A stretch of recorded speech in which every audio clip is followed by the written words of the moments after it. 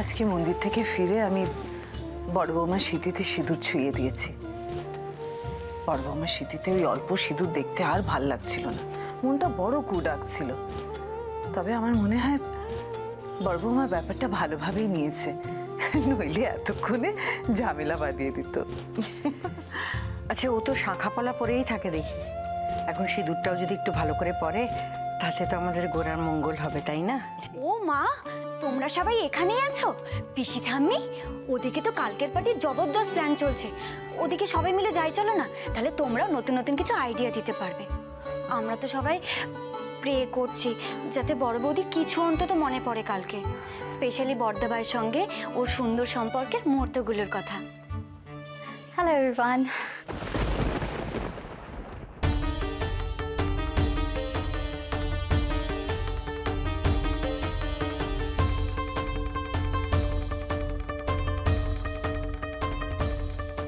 কি আমি যে সকালে তোমার সিঁথিতে সিঁদুর পরিয়ে দিয়েছিলাম? Oh, this red thing. It was looking very odd. তাই আমি ওটা ধুয়ে ফেলেছি। মানে তুমি ঠাকুরের পায়ে ছোঁয়ানো সিঁদুর ধুয়ে ফেললে? হ্যাঁ, ধুয়ে ফেলেছি। কি হয় ধুয়ে ফেললে? আর কিছু নয়, ওতে গোড়ার অমঙ্গল হয়, আর আমরা চাই না সেটা হোক। এনিওয়ে, আমি যেটা বলতে এসেছিলাম, আমার ডিনার হয়ে গেছে। জিকো আমার জন্য চিকেন নুডল নিয়ে এসেছিল, আমি ওটা খেয়ে এখন আমি আমার রুমে যাচ্ছি। কাল অ্যাকচুয়ালি জিকোর সাথে আমার বাইরে বেরোনোর প্ল্যান আছে। ওকে, গুড নাইট এভরিওয়ান। বাড়ির বাইরে জিকোর সঙ্গে? না না, সে হতে পারে না। সে কি করে হয়? কেন হতে পারে না?